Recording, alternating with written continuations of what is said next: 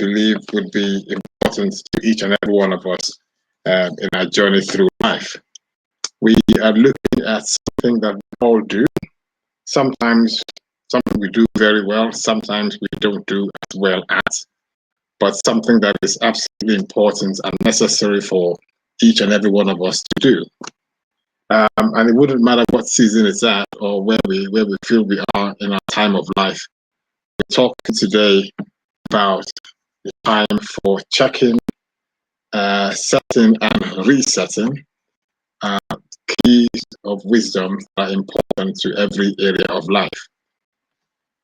So today we're going to go through what exactly these things mean, what it means to check and reset, and how that gets to be important to each and every one of us. So again, I say welcome. I see I've got two people with me. Welcome. God bless you. Let's start with the whole basis of checking and setting. And I thought the first thing I'd like to say is that the point of checking and resetting in any journey or in any project, in any lifetime, in any cycle or season is so important that we cannot undermine the effect it has on how we live our lives. I say to you that checking and setting is so ingrained in who we are because it started with the creation itself.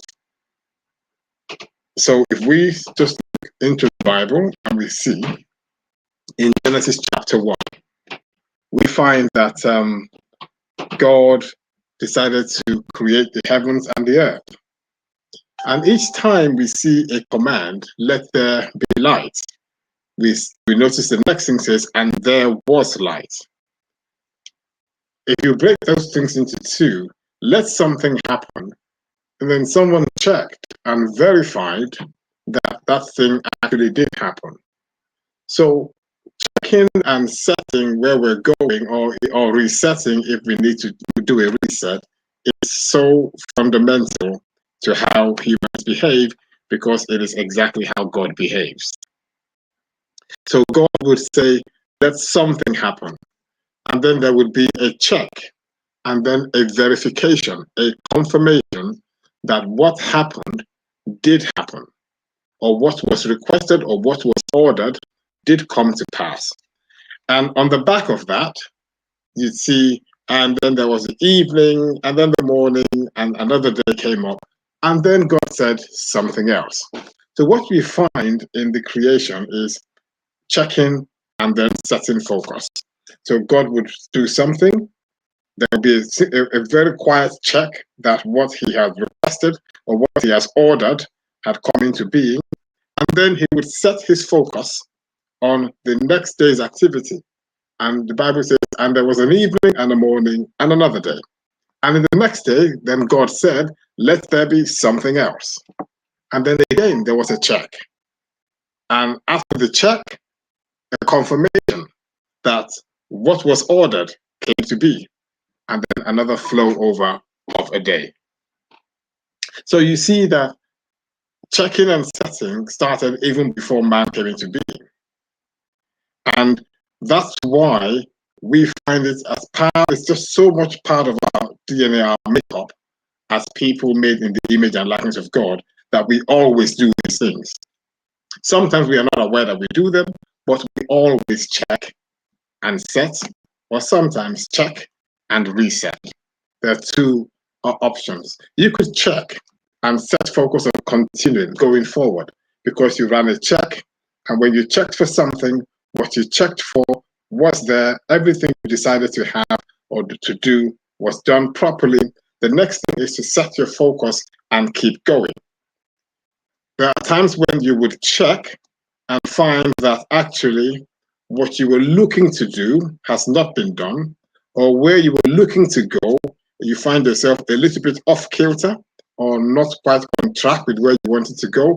And in that situation, your check will bring about a reset.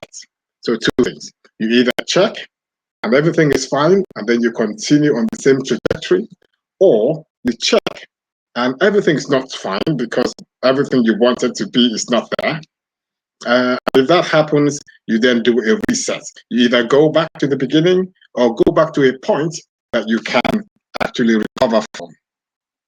So checking and setting is a way of doing things that we cannot get away from.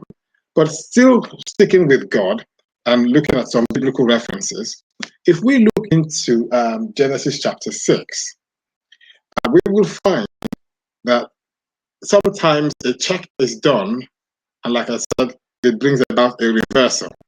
So in Genesis chapter 6, we can see that God was looking at the man he had created. He was looking at the world as he had set it out, and he did a check. And this is the check. It says, now it came to pass, Genesis chapter 6, verse 1, that when men began to multiply on the face of the earth, and daughters were born to them, that the sons of God saw the daughters of men, that they were beautiful, and they took wives for themselves, whom they choose. And the Lord said, my spirit shall not strive with man forever, for he is indeed flesh, yet his days shall be 120 years.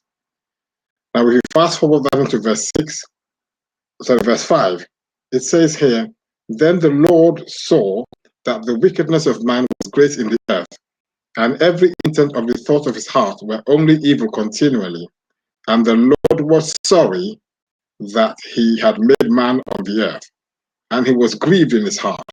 So the Lord said, I will destroy man whom I have created from the face of the earth, both man and beast, and creeping thing in the bed of the air, for I am sorry that I have made them. So there you go. That is God himself running a check. And in checking, he saw the man I have made, the man I have created, the thoughts in his heart are so evil. I cannot thrive with this man. I cannot stay with him. I really do not understand why he's gone down this way. And the only way I see to move forward,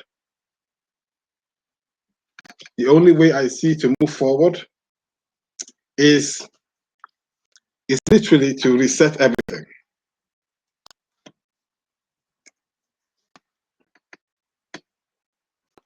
So resetting everything, so just I got a question. Are we live? Yes, we are live. So resetting everything is one way that God has used in his time to bring things back into order. Let's look at our lives today. It doesn't matter where you are, who you are. You're either a young person in an early stage of your life. You could be middle-aged. You could be quite elderly. You could be at the beginning of your career, at the beginning of your marriage, at the middle of your marriage, at the end of a project.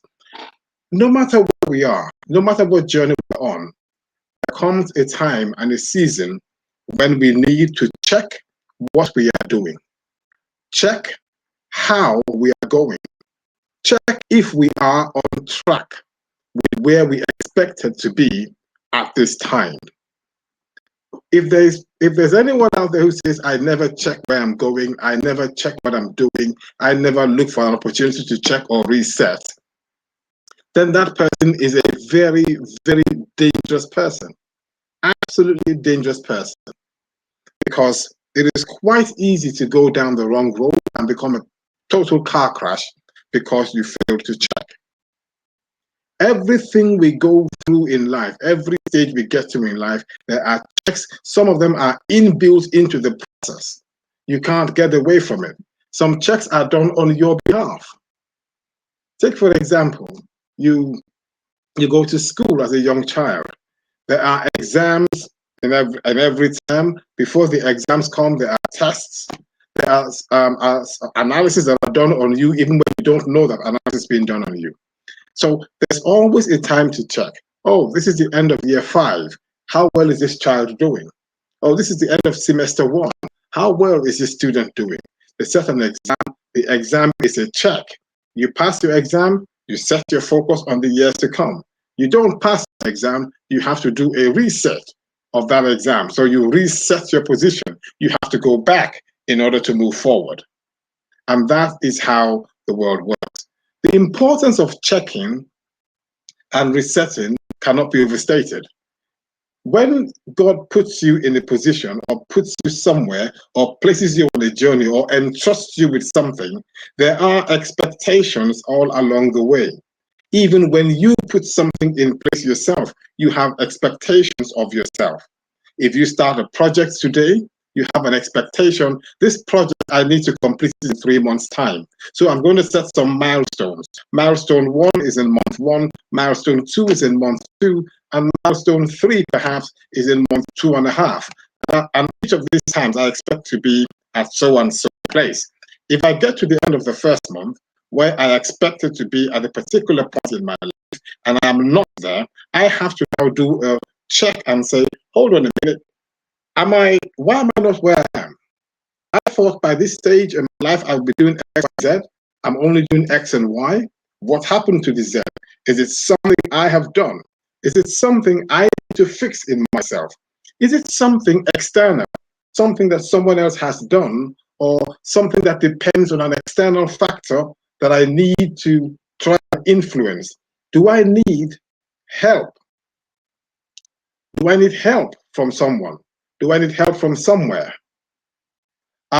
Either way, the important thing is to ensure that there is a check that gives you an analysis of where you are so that you can make an informed decision of what you need to do next. Let's give you another example from the Bible. We all know in Luke chapter 15, there's a story of the prodigal son. That's 15, Luke chapter 11 rather. The story of the prodigal son. Now we're not going to go to all of that because we know how the story went. We know how that story unfolded, and the important thing about that story really is the fact that this young man went away, having gone away, decided that he wanted to take his own inheritance. Luke 15 from verse 11. Certain man had 2 sons, and we know how that goes. The younger son said to dad, "Dad, give me everything, give me all of my stuff, give me my inheritance. I'm just going to go live my life." He thought he was making a good decision. He went on his merry way. He had parties. He joined himself to some person from another country, joined up with other citizens of other places, and he literally had a party to end all parties. But as you know, these things always happen in the same way. Now, he had all of this going for him, party after party, life was looking good until such a time that the money ran out. We should be looking at Luke chapter 15, Luke chapter 15, 11, from 11 onwards. A certain man had 2 sons, the story of the prodigal son. And we know how the story went eventually.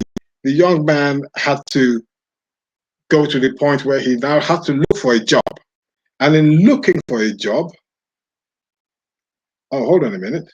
No picture, no sound. Ah, that is strange.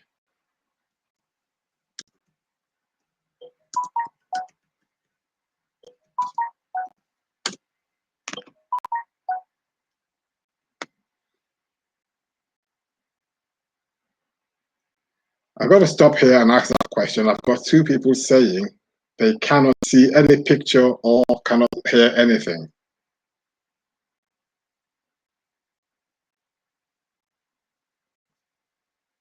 Oh, now that is strange.